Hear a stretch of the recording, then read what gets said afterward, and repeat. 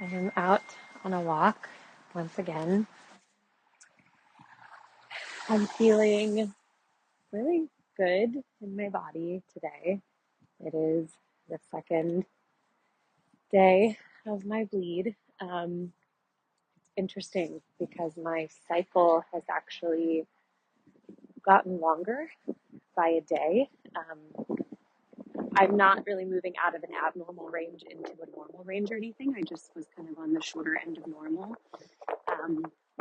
And Tyler pointed out to me yesterday, like, isn't it interesting that, like, this is the first month that you're not, going back and forth between here and Nashville since you moved. And in addition to that, because of the way my life and rhythms looked when I lived in Nashville, I was moving at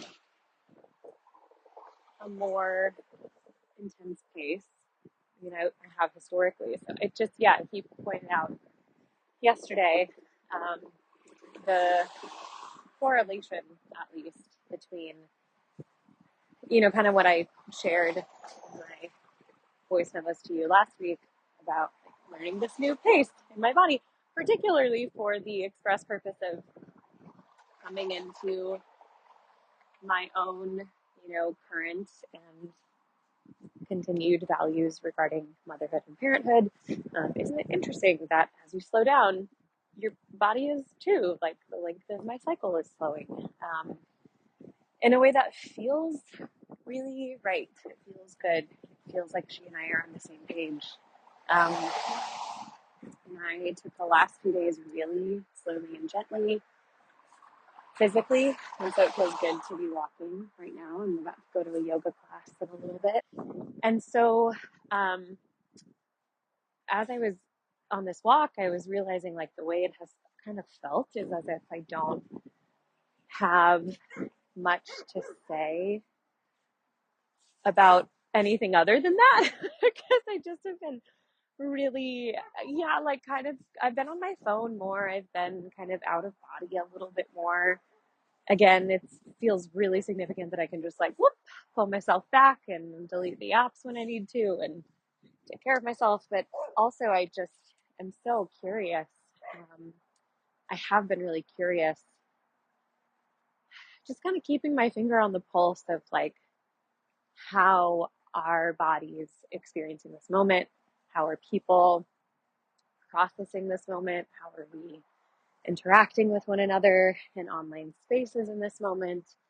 And so that's really been where a lot of my focus has been. So I have been sort of operating under this assumption of sorts that I don't really know what to say for this, this week's mini-sode about the body being committed to wholeness and vitality, because all I can think about is not necessarily the election, but, like, how we are being in our bodies right now, like, in the town I live in the country I live in. And I guess in this moment, I'm realizing, like, I mean, in a very real sense, my recognition of this particular collective somatic moment, I believe, is another reason why we really need to get clear on the fact that the body is committed to wholeness and vitality, because that is a really helpful way of understanding why we feel the way we feel when we spend so much time online. Like, our bodies are working on our behalf to try and get us to, like, unhook, unplug, literally and figuratively, like, just, like, come back. Like, I've spent a really, like, for me, a lot of time on my devices this past week, and deciding to go on this walk this evening.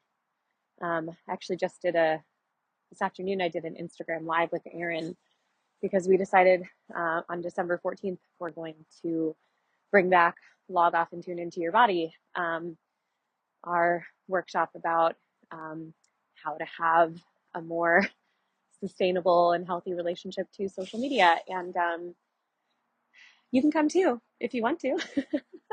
We'd love to have you there. Though I think like you and I talk plenty about this. So I think you are on vacation this week. I am excited to hear what comes up for you in general, and then also in a very different zone than your normal kind of working life zone. I'm wondering how your body is speaking to you about her commitment to wholeness and vitality this week. So I'm looking forward to hearing from you, and I'll talk to you soon, my dear. Love you. Bye. Hey, Jamie. Yes, I am on vacation with my family down in the States, actually, in Florida. Um, and just got to listen to your voice memo, and I'm just like getting ready for the day now.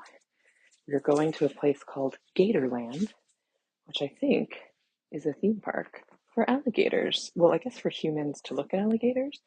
I'll let you know. I'll report back after.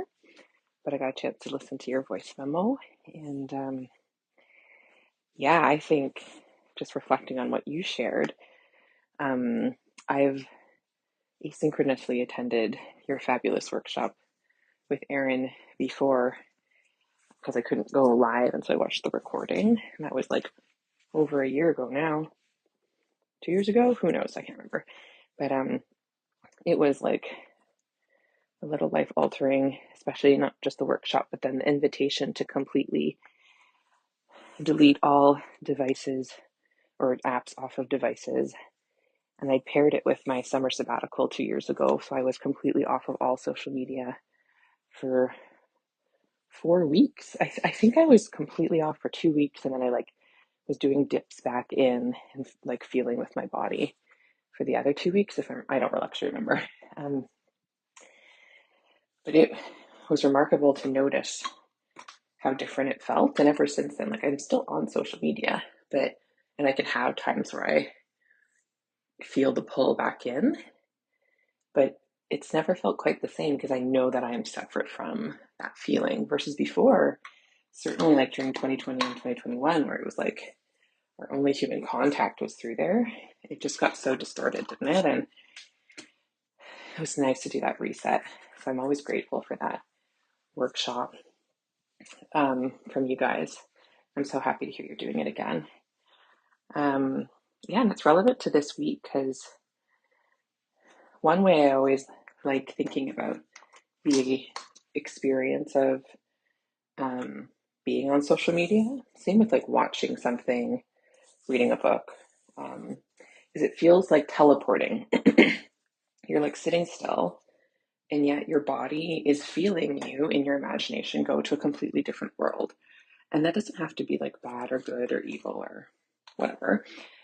But it is an experience that then when you come back from it, takes like adjusting to recalibrate. And so, when I just briefly glance at something and then someone like is in conversation with me, and so now I'm trying to like live in two literal worlds, it's no wonder that I get snappy or irritable or confused, and that other people can understandably be irritated with me if I'm say they were trying to talk to me and I'm like half in another planet. Like that's sort of my embodied experience of it, not just like a cute metaphor. Like literally my body is like 1 foot in whatever thing I'm watching, And this week I've noticed how I am showing up a little different to extended time with other humans, and I'd say in particularly family humans, but also like which other humans do you spend this much extended time with? Like maybe groups of friends, but even same with them, like people you have deep and complex relationship with.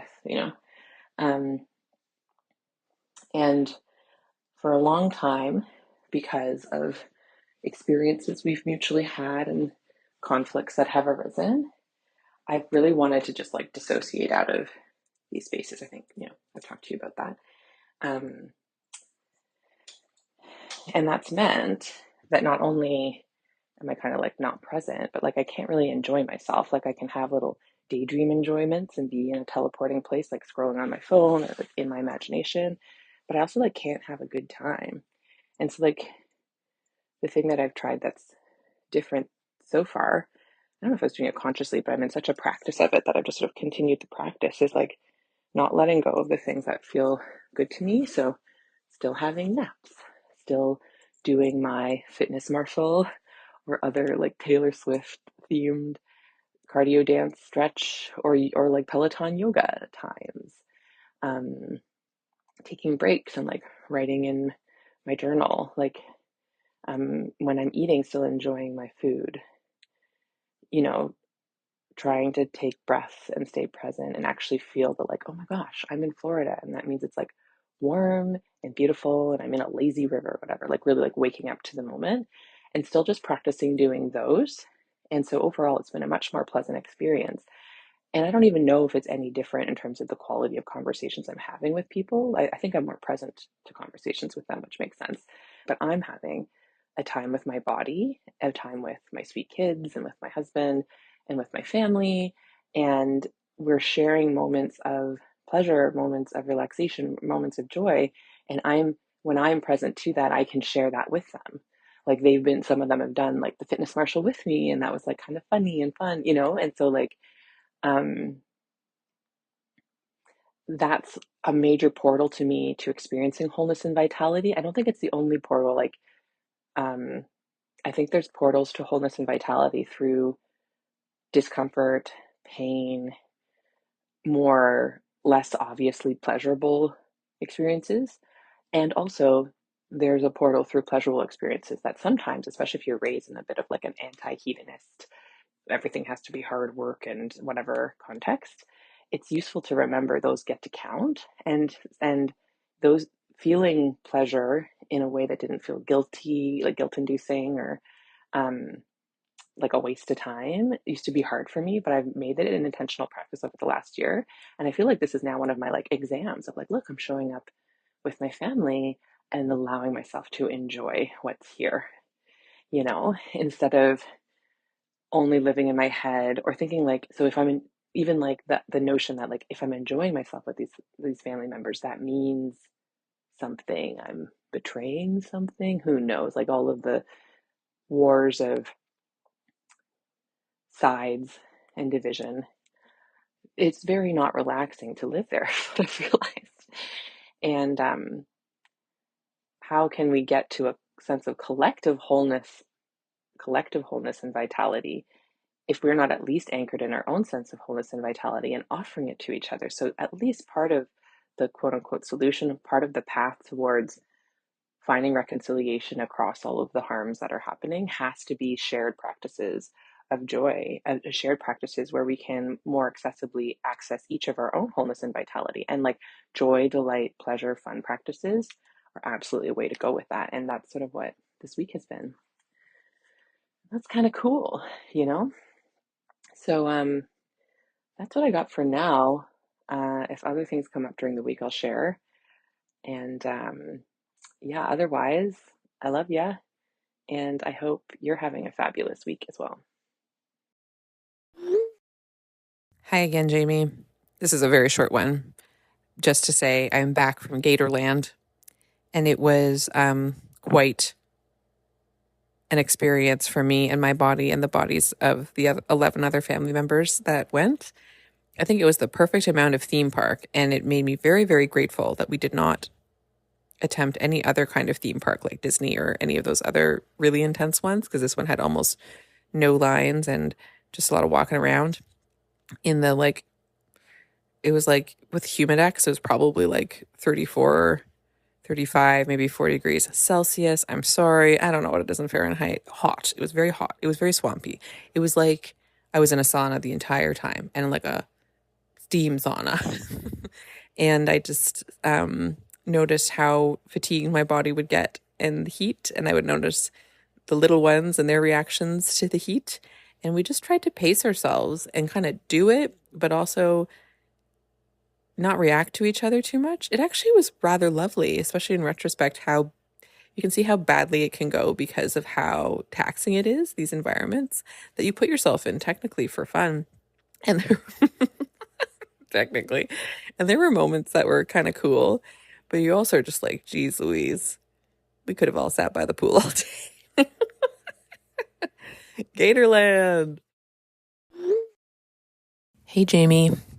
Okay, here's another missive from this week I'm spending in Florida with my family. One thing that I've been noticing, it's been kind of like building up in me over time. I was noticing that as this trip goes on, was becoming more like self-aware of my body and my eating habits.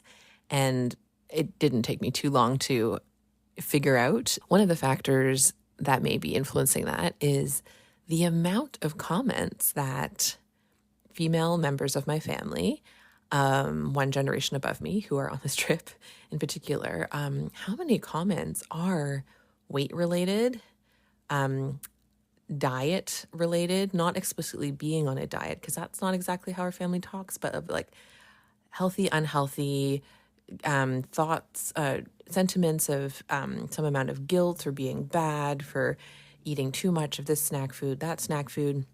A ton of comments about other people being beautiful, not beautiful, masculine, not masculine, overweight, underweight. Like we're watching a movie together and like the plot of the movie was one topic of conversation, and then how everyone looked was the other topic of conversation. And I think I'm just realizing it's been building up, like, and maybe it would be true no matter what body I was living in, but it does happen to be true that on this trip, I am the largest bodied person in this family. That didn't used to be true, but over time I have really allowed my body to take whatever shape she wishes for the season of life I've had. And that's been very freeing. And most of the time, I actually feel so good about that. And on this trip, it's been, old thought patterns, old stories coming up again. And it probably is in part like, we're wearing bathing suits and stuff. And I'm just noticing how much I have the imagined voices of these maternal figures in my head, and I'm imagining they think I look well. I'm hearing the comments they're making about other people's bodies. I'm imagining the commentary they would have about my body as not favorable for its size, maybe for the tattoos. Well, single tattoo. For the body hair, I generally don't shave anymore. And I have no idea if they actually think these thoughts or not, but I've been noticing them creeping up. And like, just speaking of the topic of wholeness and vitality, I mean, I know I'm not alone in that particular story, that like disembodying, like barrier story that comes between a person and their body is all of the horrific number of notions about how you're only allowed to love your body if, speaking of wholeness and vitality, like you're allowed to think and feel a sense of wholeness in your body if your body is within certain size parameters, within certain shape parameters. I mean, with certain skin color parameters, if you want to put it all the way there, right? You're only allowed to think you can experience vitality and wellness of different kinds if your body acts a certain way, functions in a certain way, looks a certain way. Because that's been another layer is, I'm so unhealthy, I'm in shape, I'm out of shape. And these are not terms exclusive to members of my family. This is not even a critique of the family. It's an observation of like these really deeply embedded stories that like run through our culture and really are so disembodying. Like when I'm thinking these stories and feeling through these stories, it becomes so much harder for me to just be connected to my body, because now I'm viewing my body as less than. I'm noticing all the things about my body that don't seem to match what I've been told is, how I feel, how I'm allowed to feel wholeness and vitality is only if I'm performing certain superficial behaviors simulating health, like health performance, as well as, if it's and it totally objectifies the body, like when my body's a certain size, shape, appearance. And so, yeah, I wanted to share that with you, also in hopes that, when you name it, you can tame it a bit. because when I notice that those stories are there and I kind of just sink underneath them, I don't even fight the back or whatever. Like, I understand they exist, they're out there, but just sink down underneath them and instead just like feel how my body feels right now. Wholeness and vitality are like fully available to be felt right now in this particular shape, size, age, appearance, function of my body, right? And so that has been true for me for all sorts of different stories that would seem to cut me off from that sense of wholeness and vitality. And this particular one, this like sort of diet culture, fat phobic, also like healthism, if you've heard that term, the notion that you're only like good if you're at a certain level of health, if you appear to have a certain level of health, if you're performing a certain behaviors that indicate you're healthy, sinking underneath all of those has allowed me to access wholeness and vitality in a way that when I'm trying to operate at those levels, I just have not found I can be as connected with my body, because I'm having to use these external, often impossible, often harmful standards in order to like perceive my body. And I'm just aware that I'm likely not the only one, very much so not the only one who's listening, who's experienced that. And I feel a little pang of like grief that, and it's not exclusive to people raised female, but certainly in the female circles, say, of my family, like this is something that comes up and keeps us from being able to connect to our own bodies and also to each other through that, right? Because there's judgment, comparison, just a lot of judgment. Ugh. So I'm about to take a nap and be with my body in that space, separate from such commentary.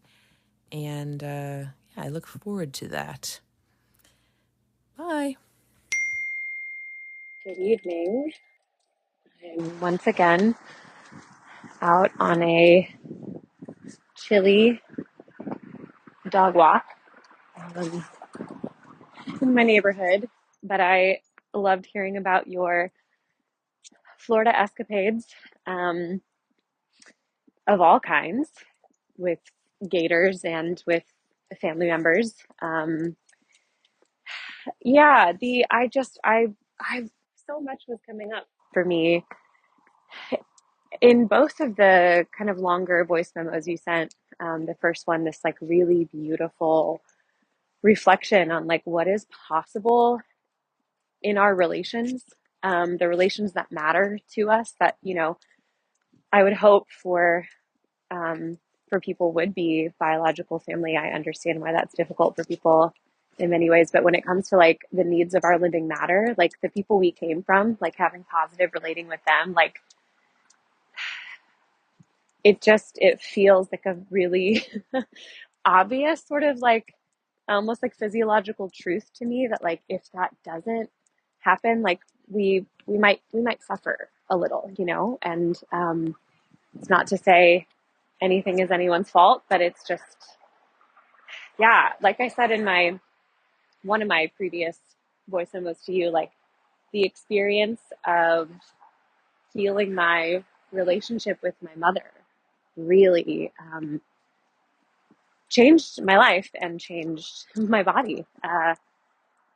And so much of what you shared in your voice memo was like really resonant for a lot of what my experience has looked like in, the difference from 8 years ago and 4 years ago to now, regarding how I interact with, definitely my family, but even just like anyone that I am having any interest to have any degree of relationship with, who is different than me, which is to say, everyone. um, how you do anything is how you do everything, as I say a lot. And I am no longer consciously or unconsciously looking for like conflict or to like prove something, win something, or even like avoid something, when it comes to interacting with people that I care about who are different than me. And so much of what that has looked like somatically is like a lot of what you described, which is why I just loved listening to that voice memo. Um, because it really is like, man, if you can, and this is something I'm learning in my yoga practice, which feels just really obvious, but it is, and it's like ancient, deeply ancient wisdom, that we all have an awareness of within ourselves if we can remember it, is that when you continue to like take really good care of your body in the midst of stressful or difficult or even just like different life circumstances, like you will be able to move through those circumstances with greater presence and resilience and regulation. And so therefore it will be a more enjoyable time. And I don't know, like, because I'm getting more nuanced with my opinions, I have really different opinions from pretty much everybody. And I think also because of the nuance, like I'm handling that way better, way better. And I really do think it has so much to do with just like years now of just increased commitment to these habitual practices of returning my awareness and my breath and my presence, um, and my resilience, like back to my body. And it just feels, I loved what you said about how like it just feels more relaxing, and it's like, yeah, that's it. Like that's the kind of like the highest moral calling of it, is like, because again, I say this a lot too, where it's like there's so much I cannot know in this life and we'll never know, but the only thing that I know that I can know is that I have a body. And so the only really clear conclusion about life that I can arrive at is that um, I'm going to have an experience in this body. And the experience I have in this body is like it, that probably really matters. And to me, I have decided that it is actually the most important thing.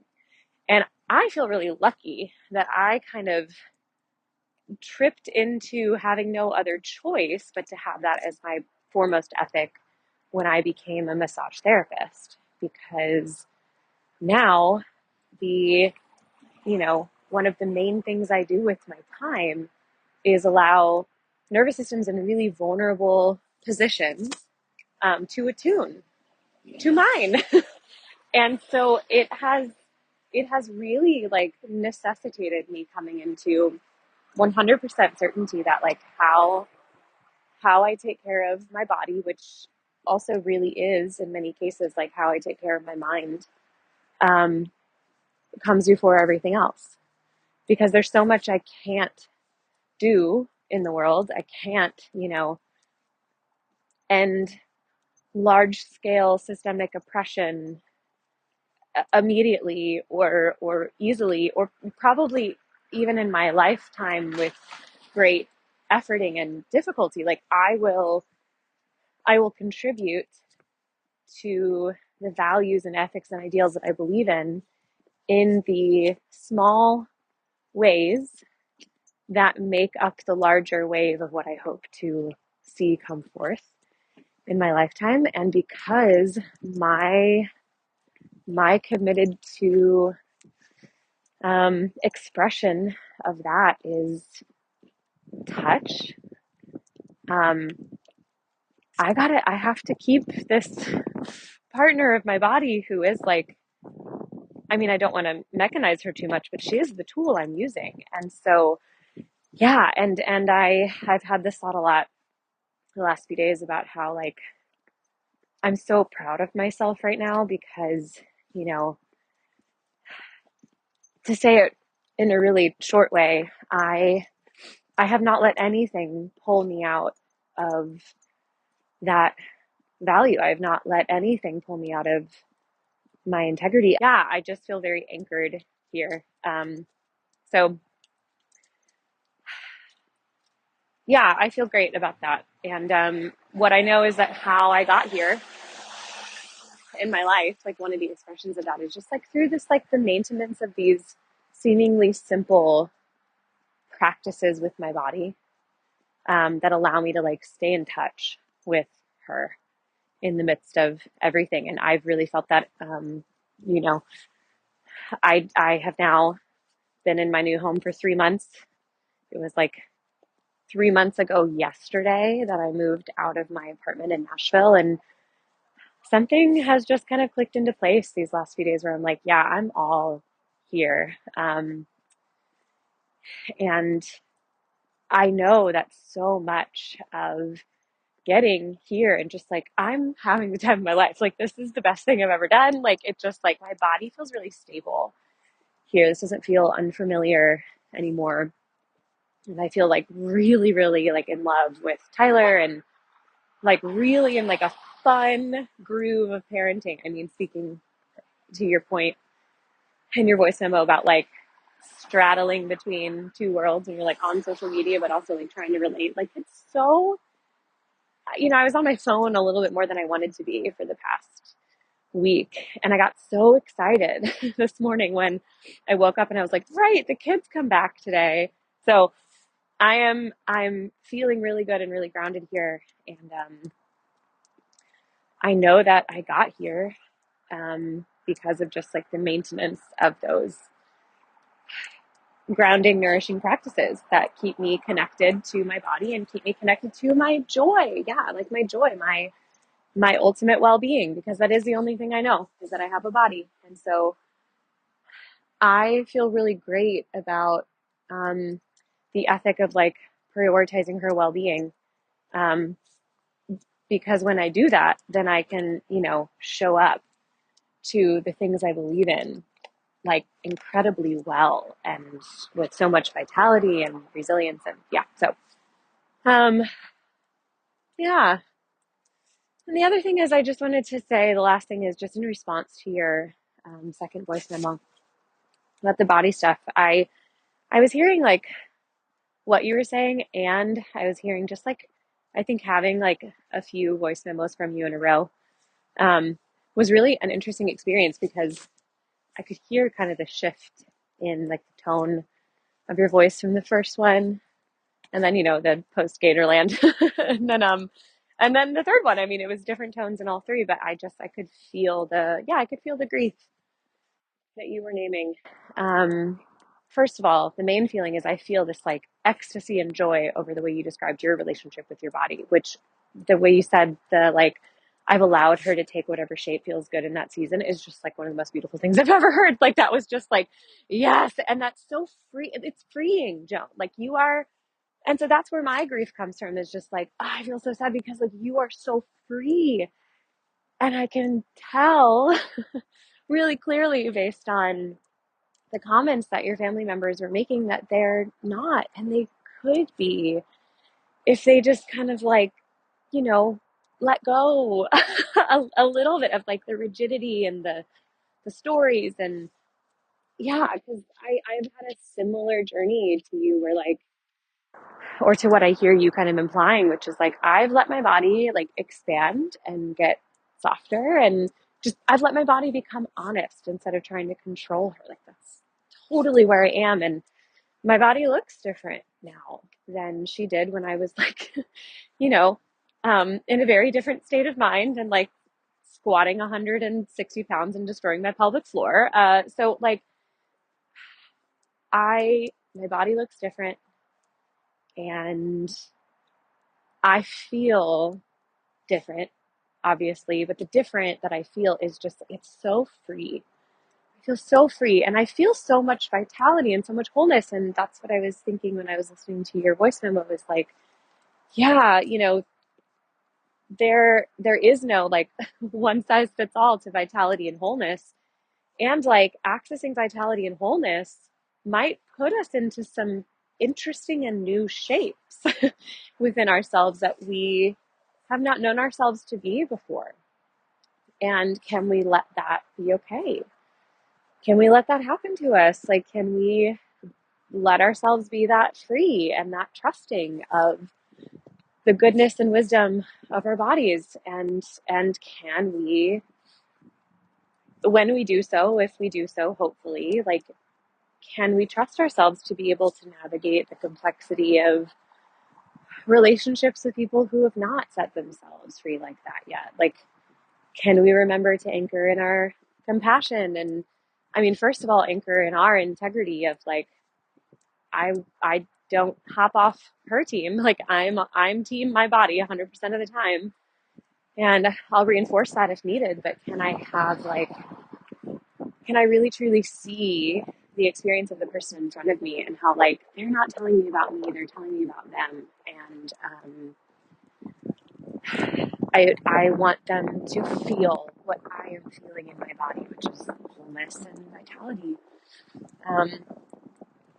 So I'm with you in the all kinds of grief, and that when we encounter people who have not given themselves that gift yet. To wrap this up, I just wanted to tell you that I'm really proud of you, and I'm really proud to know you. Yeah, I will talk to you soon, my dear. I'm excited to record our next episode, all about death. No, but I really am. So I'm looking forward to it. I love you. Bye.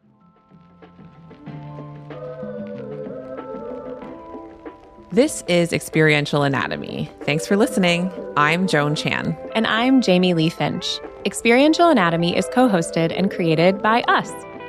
Amber Wyndham is the editor. Julia Wyndham is the supervising producer. Senior producer is Elizabeth Wyndham. Aaron Beatty leads our community management.